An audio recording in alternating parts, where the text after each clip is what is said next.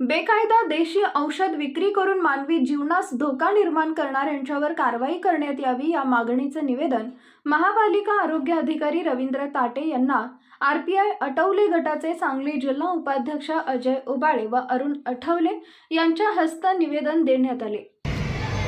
बेकायदेशीर देशी औषध विक्री दुकानावर रिपब्लिकन पार्टी ऑफ इंडियाच्या वतीने आज बंद करण्याची मागणी आज आम्ही निवेदन महानगरपालिकेचे आरोग्य अधिकारी ताटेसाहेब यांना देण्यात आलेलं आहे। सांगली जिल्ह्यामध्ये सांगली मिरज कुपवाड महानगरपालिका क्षेत्रामध्ये धन्वंतरी आयुर्वेदिक औषधाच्या नावाखाली बरेच ठिकाणी औषधी विक्री करण्याचा धंदा चालू आहे आणि या धंद्यामुळे नागरिकांच्या लोकांच्या जीवाच्या खेळण्याचा प्रयत्न चालू आहे।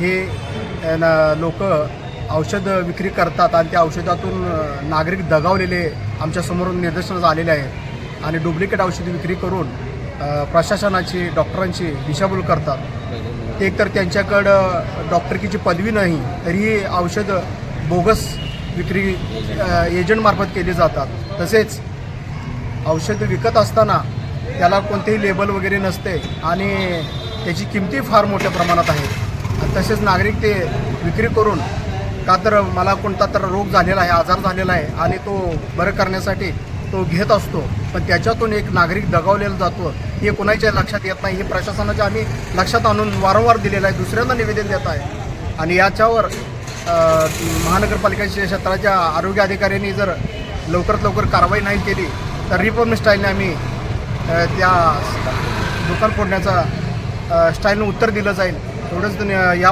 असे निवेदन रिपब्लिकन पार्टी ऑफ इंडियाच्या वतीने मी देत आहे। जिल्ह्यातील संबंधित यंत्रणेकडून अशा बेकायदेशीर कृत्यास नियोजनबद्धरित्या बगल देऊन रुग्णांच्या जीवानीशी छेडछाड करण्याचा प्रयत्न होत असून त्यास आळा घालण्यात यावा। त्यासोबत जे मालक अशा बेकायदा औषधालयासाठी जागा भाड्याने देतात त्यांच्यावर योग्य ती कारवाई करण्याची गरज आहे, अशी मागणी रिपब्लिकन पार्टी ऑफ इंडिया अटवलेच्या वतीने आरोग्य अधिकारी रवींद्र ताटे यांना निवेदन देण्यात आले। यावेळी अरुण अठवले, मनोज गाडे, अजय उबाळे, किशोर मुळी, दिनेश साबळे, सुरेश पाटील, सचिन ऐवळे, गणेश चौडेकर